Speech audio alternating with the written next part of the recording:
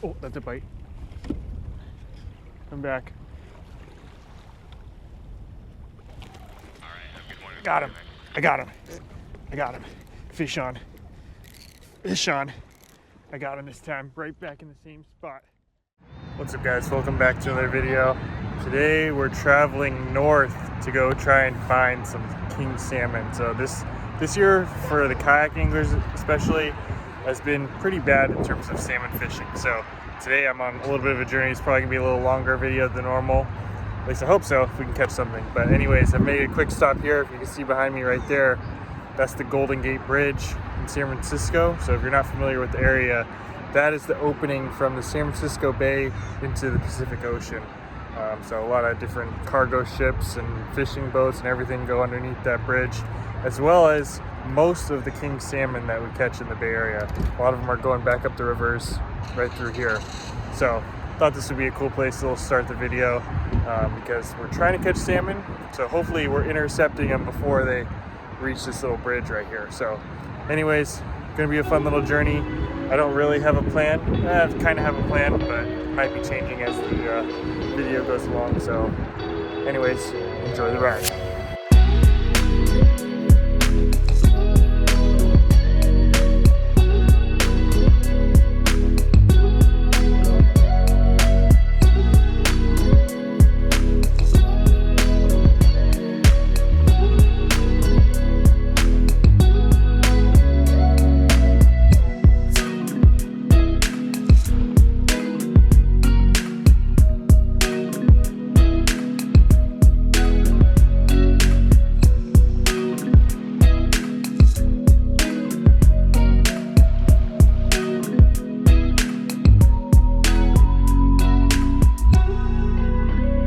Making a couple stops here along the way, just kind of checking out the ocean. I don't really plan to fish here at all, but just taking it all in. I mean, this coastline is so crazy how many miles and miles of unfished water there is. So just taking a moment to realize it all, and hopefully you enjoyed the drone shots. And we're almost coming up on the first spot. I kind of was thinking maybe I'd fish tonight. I'm still not really sure. It's like 5 o'clock now, so I don't have that much light left, but we'll see. I'm gonna pull up to the spot and then we'll see how the water looks.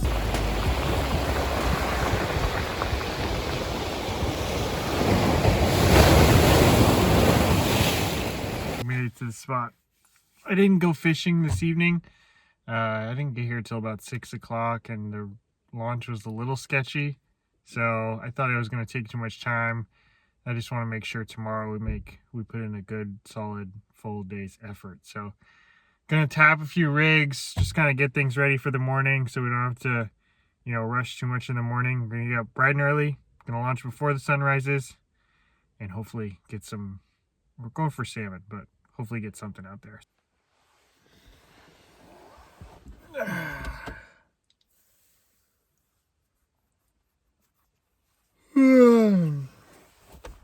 Guys, 5 a.m. It's go time.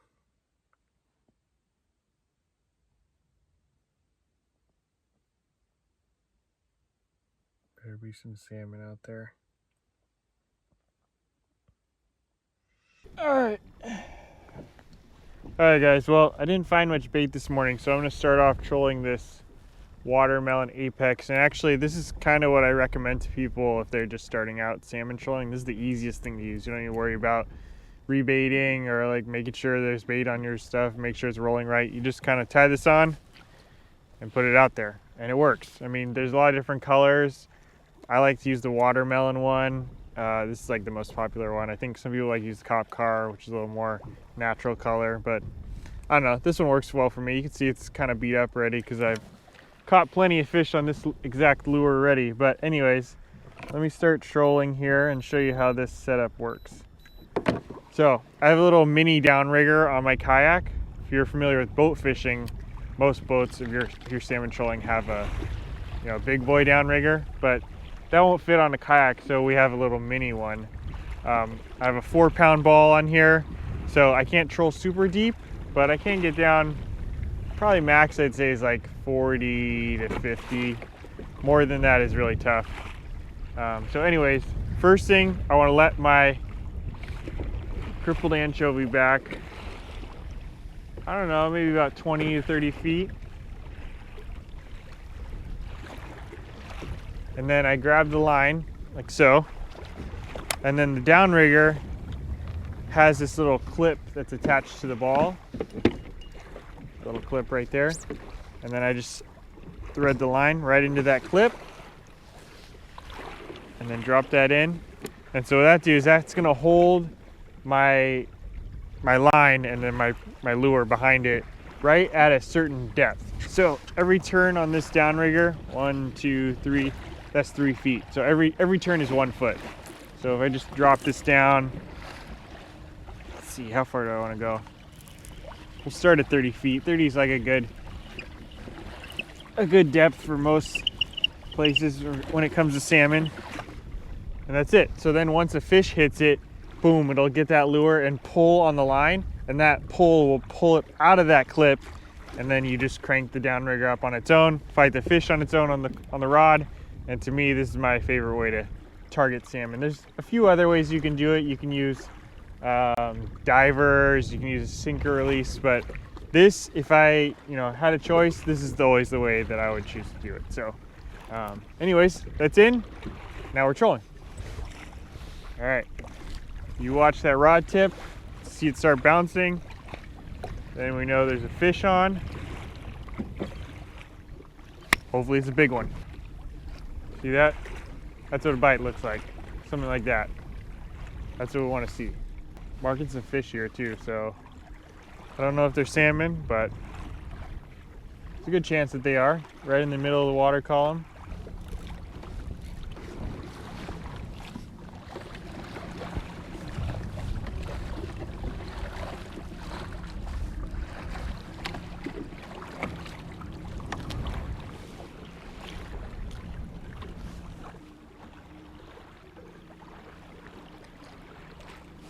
Oh, that's a fish. Oh no. That was a bite. Dang it. I'm pretty sure that was a bite. All right, we'll get it back down. There's a lot of bait right here, which I think might be why that fish bit. One bad thing about this Apex is I can't really check the thing to see if it actually got hit by something. So, I mean, I think it got bit. It's possible like ran into a piece of kelp or something, but it really did. That looked like a salmon bite to me.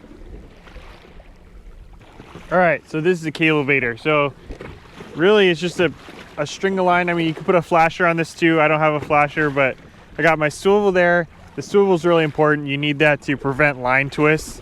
And you can add another one if you want to. And then just a little clip at the end.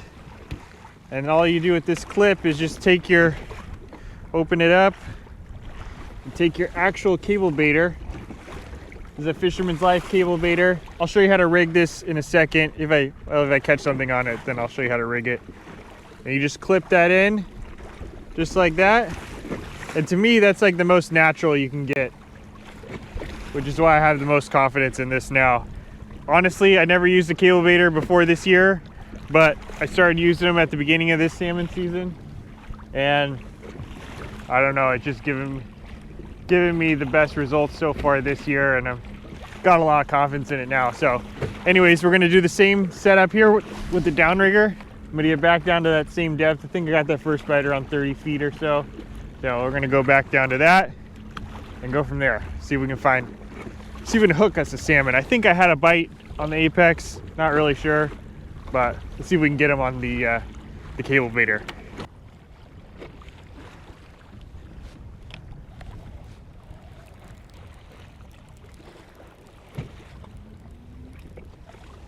Oh my gosh, extremely small.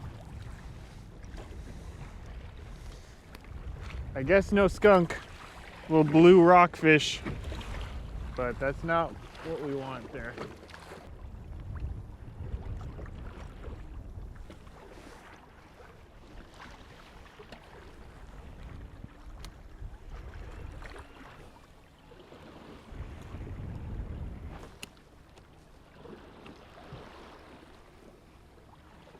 Oh, that's a fish. That's a fish. That's a fish. Oh, no. Oh, how did it not get hooked? Oh, no. God dang it. Shoot. Missed it. Okay, I think it like popped it. I saw like out of the corner of my eye, I saw a little thump. And then I looked and nothing was happening. I think it just kind of missed the bait. And then it came back, boom, and got it the second time. That time it was on. And then, you know, it was on for a couple seconds, but it popped off. But, all right, we got to get back down there. Oh, man. How did it not get hooked? That barbless hook.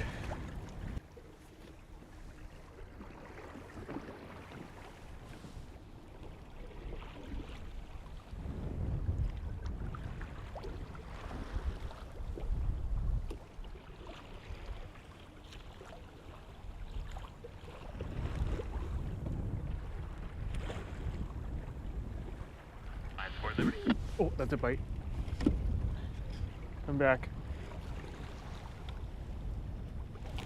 All right, good morning. Got him. I got him. I got him. Fish on. Fish on. I got him this time. Right back in the same spot. Oh, no, it just came off. Oh my God. Dang it. Barbless hook. Had the pressure and everything. Look at that. Just roasted me. Dang it. That one wasn't as big. I could tell it wasn't as big of thumps, but it was definitely a keeper. Salmon fishing with these barbless hooks, it's like some of the most exciting yet frustrating fishing you'll ever do.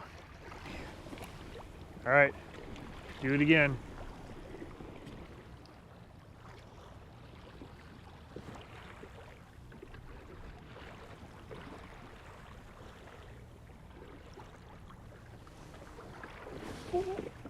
Oh, that was a bite.